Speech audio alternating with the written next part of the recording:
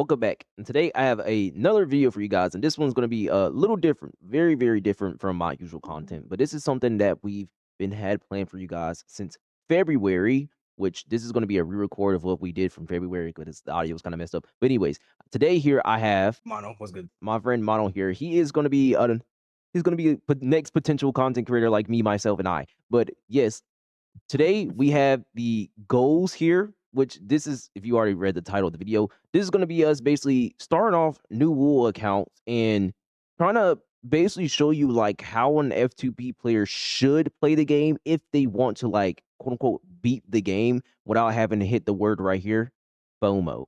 So this is going to be the main thing right here. But before we do that, let's have a word for today's sponsor. Are you looking to get Lynae for cheaper? With Enjoy GM, it's a safe way that lets you get in-game top-ups at a discount up to 21% off compared to the official price. The $100 pack only costs $80 here, which is an insane discount. Confused on how to top up? All you need is your UID, server region, no giving your password away. And after you do that, you're going to look over in the game, and then you should get it here in a second.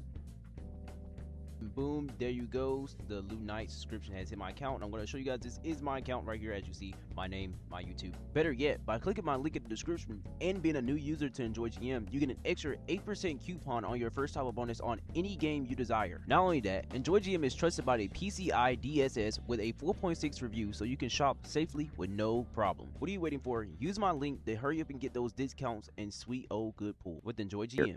Goal number one, staying free to play.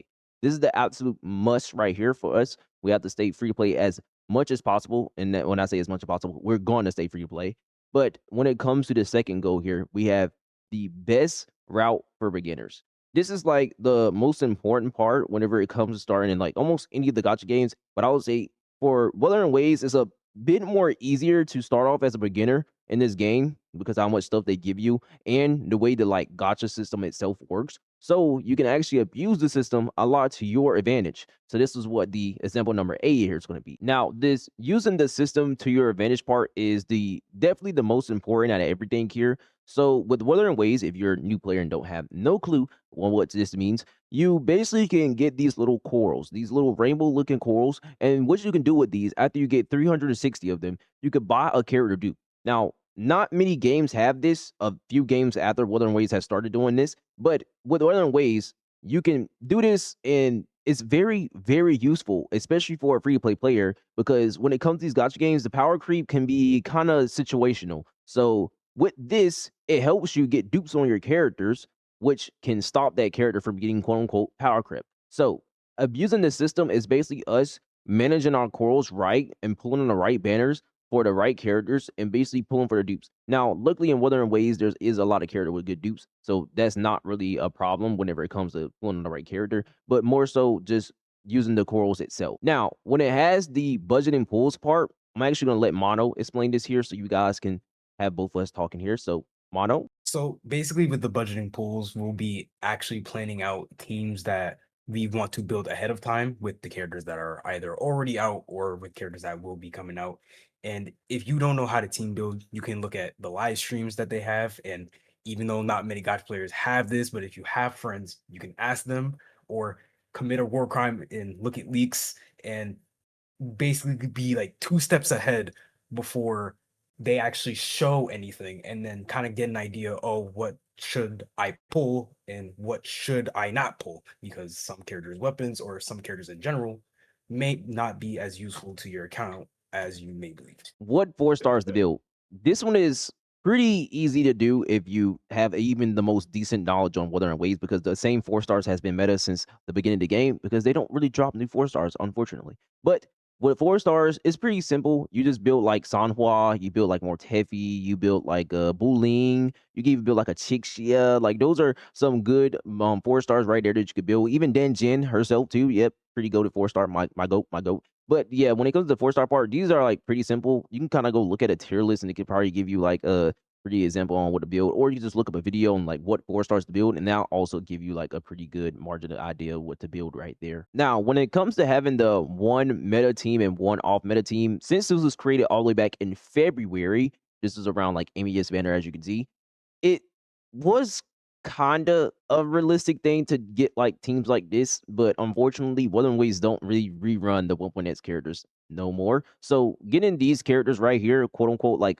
very off meta characters, was just very hard. So we are gonna do now just like one meta team and like one kinda off meta team, so you guys can get a perspective of that.